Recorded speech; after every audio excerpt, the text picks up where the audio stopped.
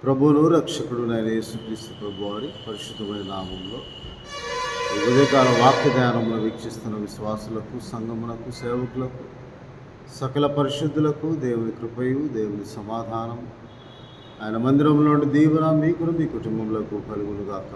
ఆమేన్. ఉదయకాల వాక్య ధ్యానము కొరింథీయులకు రాసిన 2వ పత్రిక 6వ అధ్యాయము 2వ వచనం. అనుకూల సమయమందు నీ మొర ఆలకించితిని, రక్షణ దినమందు నిన్ను ఆదుకుంటుని ఆయన చెప్పుచున్నాడు కదా. ఇదిగో ఇప్పుడే మిక్కిలి అనుకూల సమయము, ఇదిగో ఇదే రక్షణ దినము. దేవుణ్ణి ఆరాధించే విషయంలో దేవుడు మనకు సమయమును అనుగ్రహిస్తూ ఉంటాడు. అనుకూల సమయము, ఆ దినము రక్షణ దినము. ఇదిగో ఇదే మిక్కిలి అనుకూల సమయం. దేవుడు మనకు అనుగ్రహించిన ఆరాధన సమయము, ప్రార్థనా సమయము, ఆయన స్తుతించే సమయము, అది రక్షణ దినముగా దేవుడు మనకు అనుగ్రహించాడు. అందువలన ఆ సమయంలో దేవుడు మన మొర ఆలకించు సమయము. నీ మొర ఆలకించితిని అంటాడు. మనం దేవుని సన్నిధిలో చేయు ప్రార్థన, అది విజ్ఞాపన అయినా సరే, మనం పెట్టి మొర అయినా సరే, వ్యక్తిగతమైనదైనా, సంఘపక్షంగా చేయ విజ్ఞాపన అయినా, మన మనవులైనా విన్నపములైనా, అది ఆయన ఆలయంలో ఆలకించు ప్రార్థన అని, అది దేవుడు మనకు అనుగ్రహించిన ఆయన చిత్తమునకు అనుకూలముగా అంగీకరింపబడే ప్రార్థన సమయం అని, అనుకూల సమయముగా, అది రక్షణ దినముగా, దేవునితో మనము గడిపే సమయం అంతయు, దేవునితో మనం కలిగి ఉండే సహవాసం అంతయు, ఆ దినమంతయు. అందుకని ఆ దేవుని మందిరంలో నివసించడం నాకు ఇష్టం అంటాడు భక్తుడైన కాదు. 1000 దినం ఒక దినము గడుపుట, అది రక్షణ దినము, దేవుడు అనుగ్రహించే ప్రార్థనా సమయము. కాబట్టి నీ మొర ఆలకించే సమయము, అది ఆ దేవుని చిత్తములకు అనుకూలమైన సమయం, ఆయనకు అనుకూలమైన దానిని నీ జీవితంలో నెరవేర్చబడు సమయం, రక్షణ దినమని దేవుని వాక్యం. ఇదిగో ఇప్పుడే, ఏ రోజైతే, ఏ దినమైతే దేవుడు నిన్ను ఆయన స్తుతించడానికి, ఆయన ప్రార్థించడానికి నీకు దేవుడు ఆ సమయాన్ని అనుగ్రహించాడు, ఆ సమయమును మనము సద్వినియోగపరచుకోవాలని అపోస్తలుడైన పౌలు గారు అంటూ ఉంటారు. మీరు సమయమును పోనీయక సద్వినియోగపరచుకుంటని దేవుని వాక్యంలో రాయబడి ఉన్నారు. కాబట్టి కొలసీలకు రాసిన పత్రిక 4వ అధ్యాయం 5వ వచనంలో, సమయమును పోనీయక, దేవుడు మనకు అనుగ్రహించిన ఆ అనుకూల సమయము, అది రక్షణ దినము, నీ మొరను, నీ విజ్ఞాపనను ఆలకించు సమయము, దేవుని స్తుతించుటకు దేవుడు నీకు అనుగ్రహించిన సమయము, ఆయన చిత్తముకు అనుకూలమైన దాన్ని ఆయన వాక్యము ద్వారా నీ జీవితంలో వాగ్దానంగా నెరవేర్చు సమయమును మనం సద్వినియోగపరచుకోవాలని దేవుని వాక్యంలో రాయబడి. కాబట్టి ఎప్పుడైనా, ఎక్కడైనా, ఏ మందిరములైనా, ఏ ప్రదేశంలో నీవు ఉన్నను, ఆయనను యథార్థముగా ఆరాధించే సమయము ప్రార్థనా సమయం. అది ఆదివారం ఆరాధన అయినా అవ్వచ్చు, విజ్ఞాపన ప్రార్థన కూడికైనా అవ్వచ్చు, ఇంక ఎప్పుడు ప్రార్థన పెట్టినా ఆరాధనలో, ఆలయంలో, అది దేవుని చిత్తములకు అనుకూలమైన దాన్ని నీకు నెరవేరుస్తాడు. అందుకే యెషయా గ్రంథం 55వ అధ్యాయంలో 10వ వచనంలో యెహోవా దేవుడు ఇలాగ సెలవిస్తున్నాడు, ఆయనకు అనుకూలమైన దానిని ఆయన నెరవేర్చువాడు అని దేవుని వాక్యంలో రాయబడి ఉన్నది. 11వ వచనం, అలాగే నా నోట నుండి వచ్చి వచనముండును, చిగుర్చి వదిలిన చేయనట్లుగా, భూమిని తడుపునట్లుగా, ఆకాశం నుండి వర్షమహిమము భూమిని తడిపి విత్తన వారికి భుజించుటకు ఆహారము కలుగుటికి అది చిగిర్చేలాగా వదిల చేయను. అలాగే నా నోట నుండి వచ్చి వచనము ఉండును, నిష్ఫలముగా అది నా యొద్దకు మరలక, అది నాకు అనుకూలమైన దాన్ని నెరవేర్చును, నేను పంపిన కార్యమును సఫలము చేయును అంటారు. కాబట్టి ఇది అనుకూల సమయం, అది మనకు అనుకూలంగా ఉండే సమయం కాదు, దేవుని చిత్తము వాక్యము ద్వారా దేవుడు మన జీవితంలో నెరవేర్చబోడు వాగ్దానమును, నీ కార్యమును సఫలం చేయు సమయము అనుకూల సమయం. దేవుని చిత్తములకు అనుకూలమైన సమయం, ఆయన చిత్తములకు అనుకూలమైన దాన్ని ఆయన వాక్యం ద్వారా నెరవేర్చే సమయం. ఆ సమయమును మనం సద్వినియోగం చేసుకోవాలి. ఆయన ఆరాధించే విషయంలో వెనక తీయకూడదు, ఆయన స్తుతించే విషయంలో వెనక తీయకూడదు. కాబట్టి దేవుడు అనుగ్రహించి ప్రార్థనా సమయం ఎంత అమూల్యమైనది. భక్తిహీనుల గుడారంలో నివసించుట కంటే నా దేవుని మందిరంలో నివసించుట నాకు ధన్యకరం అంటాడు 84వ కీర్తన. మనము బయట గడిపే సమయము నువ్వు ఆశీర్వాదకరంగా ఆ గడుపు 3 గంటలు, ఒక గడియ 2 గంటలు, ఆ గడియను మనము దేవునికి పరిపూర్ణముగా మన హృదయంలో సమర్పించుకొని, సజీవయాగంగా మళ్ళీ మనం సమర్పించుకొని, అయా నీ చిత్తం ఏమిటో నా జీవితంలో పరీక్షించి తెలుసుకునే సమయం. అప్పుడు అనుకూలమును ఉత్తమమును దేవుని చిత్తం మీద పరీక్షించి తెలుసుకొని నీ మనస్సు మార్చుకోవడానికి దేవుడు అనుగ్రహించిన సమయం, నీవు రూపాంతరం చెందడానికి దేవుడు అనుగ్రహించిన సమయం, నీ విశ్వాసమునకు అధిపతి, నీ విశ్వాసమునకు కర్త అయిన యేసుక్రీస్తు ప్రభు వైపు చూస్తూ ప్రార్థించడానికి దేవుడు నీకు అనుగ్రహించిన అనుకూల సమయం. ఆ సమయంలో సద్వినియోగం చేస్తాం. మళ్ళీ ఆ సమయం పోతే మనకు తిరిగి రాదు. అందువల్ల దేవుని వాక్యము నిష్ఫలముగా దేవుని యొద్దకు మళ్ళా. అందుకే కీర్తన గ్రంథం 57వ అధ్యాయం 2వ వచనం అంటాడు, మహోన్నతునైన దేవునికి నా కార్యము సఫలం చేయ దేవునికి నేను మొర పెడుతూ ఉన్నాను, నీ మొర ఆలకించు సమయం. మహోన్నతులైన దేవుడు ఆయన మందిరంలో మాత్రమే నీ మొరను ఆలకిస్తాడు. నువ్వు వ్యక్తిగతంగా చేసే ప్రార్థన అది కార్య సఫలము అవ్వటానికి ఆయన మందిరంలోకి నీవు రావాలి. కాబట్టి ఆ మందిరంలో దేవుడు అనుగ్రహించిన ఆ ప్రార్థన సమయమును మనం యథార్థముగా మనము దేవునికి ఎల్లప్పుడూ ప్రార్థిస్తూ, దేవునికి ఎడతెగక ప్రార్థన చేయొచ్చు, సంతోషించుచు అంటాడు అపోస్తలుడైన పౌలు గారు ఫిలిప్పీలకు రాసిన పత్రిక 4వ అధ్యాయము 6వ వచనంలో ఇలాగంట, ప్రార్థనా విజ్ఞాపనల చేత కృతజ్ఞతాపూర్వకంగా మీ విన్నపములు దేవునికి తెలియచేయుడి అంటాడు. మన ప్రార్థనలు కూడా సంతోషంతో దేవుని కృతజ్ఞతాస్తుతులు చెల్లించు ప్రార్థనలుగా ఉండాలి. దేవుడు ఆనందించు ప్రార్థనలుగా ఉండాలి. సనుగు కొనకై గొలుగు కొనకై ఉండే ప్రార్థనలుగా ఉండాలి. మనం దేవుడిచ్చిన సమయం నిజముగా ఆరాధించడానికి వస్తూ ఉన్నామా, లేదా మనము భారభరితమైన దుఃఖముతో ఉంటూ ఉన్నాము, సంతోషంతో తిరిగి వెళ్తున్నామా లేదా అనేది దేవుడు చూస్తాడు. ఆయన మన యందు ఆనందించు ప్రార్థనా జీవితం మనకు కావాలి. ఆయన మన యందు సంతోషించు ప్రార్థనా జీవితం కావాలి. ఎంత సమయం వెచ్చించిననో, ఎంతసేపు మనం ప్రార్థన చేసినానో, ఎంత ఆరాధించినానో, మన భక్తి, మన విశ్వాసము, మన ప్రార్థనా శక్తి చాలదు.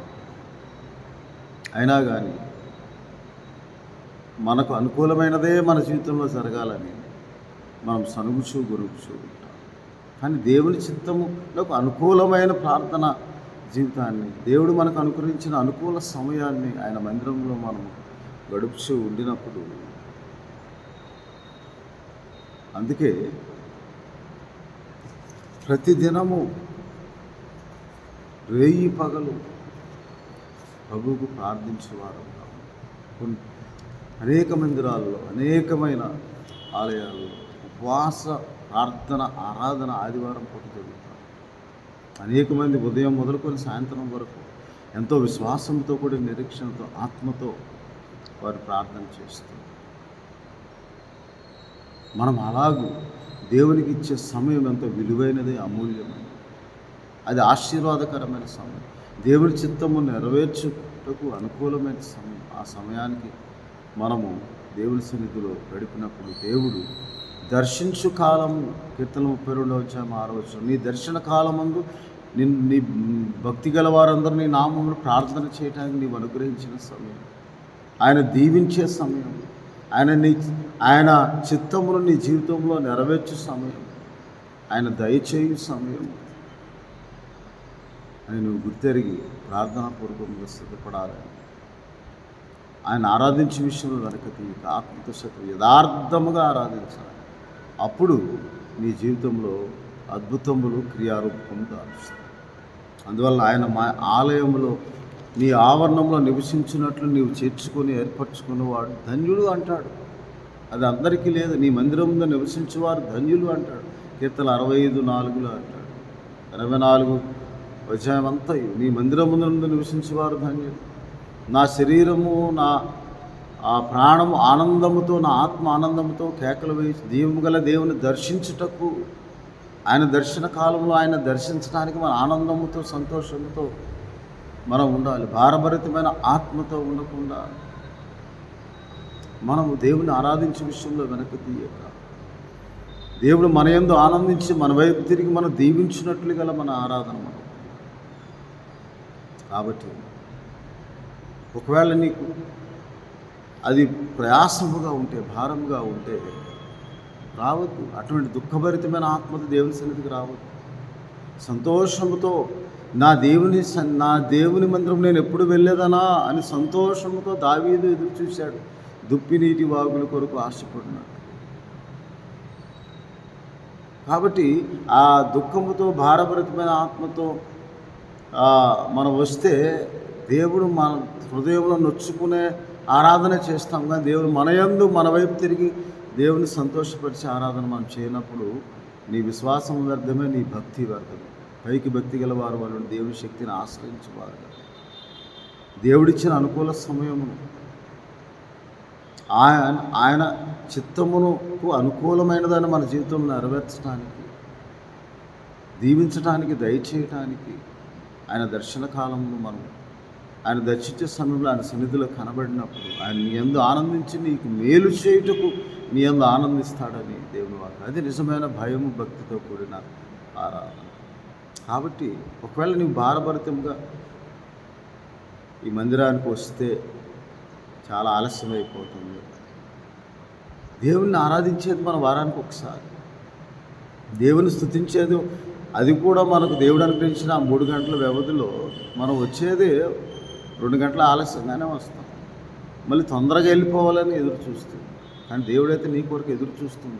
దినమంతయు నా చేతులు చాపుతుంది. మన దినమంతయు ఆరాధించట్లేదు, దినమంతయు స్తుతించట్లేదు. ఉదయకాలమున 55వ కీర్తనలో అంటాడు భక్తురేదా, ఉదయమున మధ్యాహ్నం సాయంకాలమున నేను నా దేవునికి మొరపెట్టుకుని ఆయన నన్ను రక్షిస్తాడు. కాబట్టి ఆ దినమంతా చేతులు చాచిన దేవుని తట్టు నీవు ఒక గడియ కూడా చేతులు చాచి ప్రార్థించుటకు నీ మనస్సు సమ్మతిపరచుకోక, దేవుని ఆలయంలో గడుపుటకు ఆశ లేక, దుప్పి నీటి వాగుల కోరుకున్న జీవం గల దేవుని నేను ఎప్పుడు దర్శించదనన్న ఆశ లేక నీవు నామకార్థంగా వస్తే దేవుడు నిన్ను దర్శించడు, నిన్ను దీవించడు.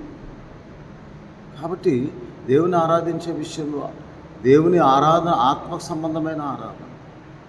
ఎంతసేపు గడిపినా కానీ మన భక్తి చాలదు. కాబట్టి సనుగు కొనకయు గొనుగు కొనకయు దుఃఖభరితమైన ఆత్మతో కాక సంతోషంతో దేవుని మందిరానికి వచ్చి దేవుని ఆరాధించే వారంలో ఉన్నప్పుడే ఆయన నీ యందు ఆనందించి నీ వైపు మళ్ళీ నేను దీవిస్తాడు. కాబట్టి ఈ అనుకూల సమయం, దేవుని చిత్తము మన జీవితంలో అనుకూలంగా నెరవేర్చబడు సమయం, ఆయన వాక్యము అనుకూలంగా మన జీవితంలో నెరవేర్చే సమయం. ఒకరోజు ఆలస్యమైతే మనం బయట గడిపే సమయం కంటే దేవుని మందిరంలో ఎక్కువసేపు గడిపితే ఇంకా ఎంతో మేలు. ఆయనతో సహవాసం కలిగి ఉంటే ఎంతో మేలు. మనం వెళ్ళి దేవుని మందిరంలో విడిచి త్వరగా వెళ్ళి చేసేది ఏమీ లేదు. ఆయన మందిరంలో ఉంటే ప్రార్థన చేసుకుంటాం, ఆయన వాక్యం ధ్యానించుకుంటాం, ఆయన దర్శించు కాలం ఆయన కనబడతాం.